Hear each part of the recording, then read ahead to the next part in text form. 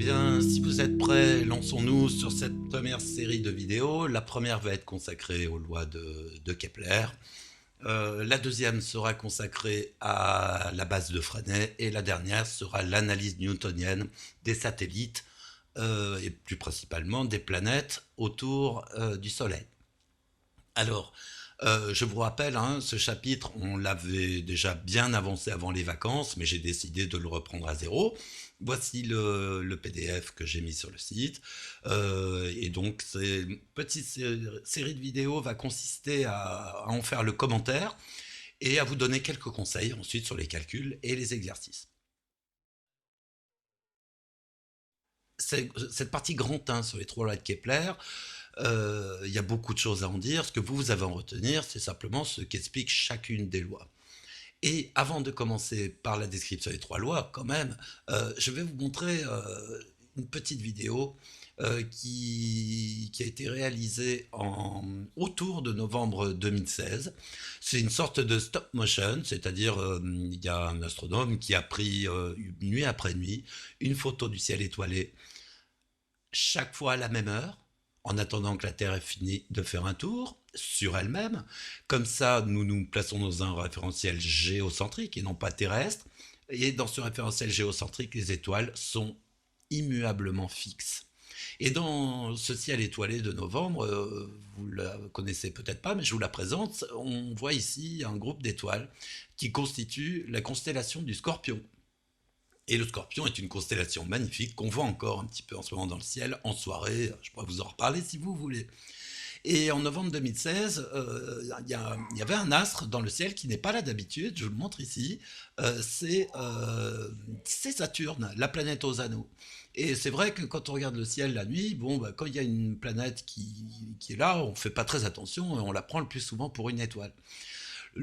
Si vous regardez Scorpion d'ailleurs en ce moment, hein, si le temps le permet, vous pourrez la reconnaître à la constellation du Scorpion, mais il n'y a plus Saturne, parce qu'entre-temps, Saturne a avancé sur son orbite et occupe un autre endroit du ciel. Et c'est pour ça que depuis l'Antiquité, on appelle les planètes en grec planétos, des astres errants, les astres vagabonds. Alors pourquoi?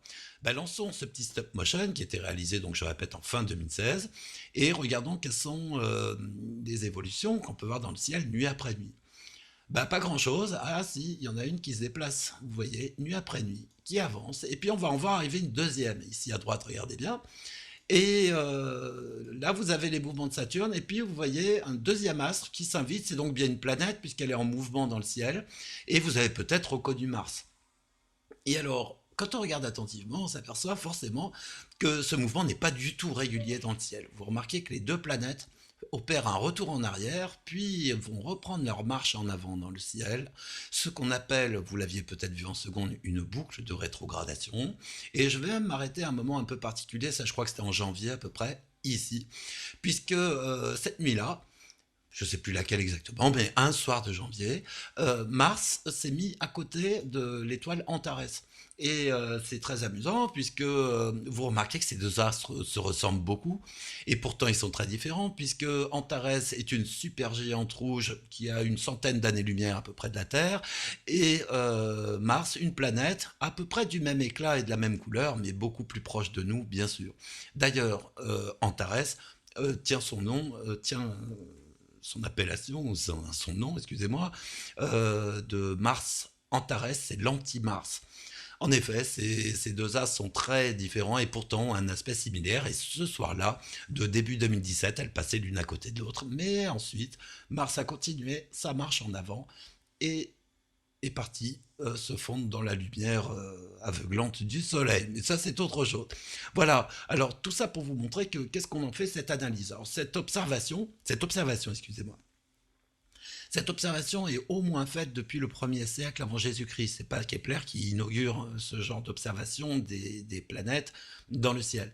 On pense que c'est à partir du 1er siècle avant Jésus-Christ, avec Hipparque de Nicée, qu'on a pris cette habitude de consigner dans des registres les positions des planètes connues, les 5 planètes connues à l'époque, dans le ciel étoilé par leurs coordonnées. Donc ce mouvement est étudié depuis des siècles, mais Kepler en fait une toute autre analyse. Je m'explique, et maintenant regardons tout de suite cette première loi.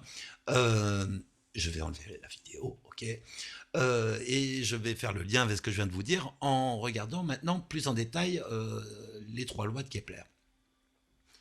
La première analyse que fait Kepler de tout ça, c'est qu'ils ont conclu en 1609 que les planètes orbitent autour du Soleil en suivant une trajectoire en forme d'ellipse dont le Soleil occupe un des foyers. Alors, regardons l'animation. Je vais maintenant regarder Mars sur son orbite et s'apercevoir que c'est une planète, oui, qui tourne autour du Soleil. Et il faut savoir que Copernic est mort depuis quelques années, hein, en 1609, mais pour Kepler, le fait que nous soyons dans un système héliocentrique ne fait aucun doute. Et pourtant, ce n'est pas démontré à l'époque. Alors, c'est quoi une ellipse? Je vais un petit peu exagérer l'excentricité de cette ellipse et regarder comment la planète orbite sur cette trajectoire. Alors, une ellipse, c'est une sorte de cercle aplati, comme vous le voyez ici, qui est caractérisé par un centre et aussi par deux foyers. Un qui est occupé par le Soleil et l'autre foyer qui est occupé par aucun astre, ce qu'on appelle le foyer vide. Et on peut caractériser aussi dans cette ellipse, alors non pas un rayon, puisque vous voyez bien qu'il n'y a pas de rayon constant dans cette ellipse, eh bien on va définir le demi-grand axe, d'accord, qui est la moitié du plus grand axe de l'ellipse, tout simplement. Je vais vous faire remarquer avant de passer à la deuxième loi, que quand l'excentricité est de plus en plus faible, jusqu'à devenir nulle, nous retrouvons une trajectoire circulaire. On en conclut que le cercle est une ellipse parmi d'autres, mais son demi-grand axe est plus simple à comprendre puisque c'est sa distance par rapport au Soleil.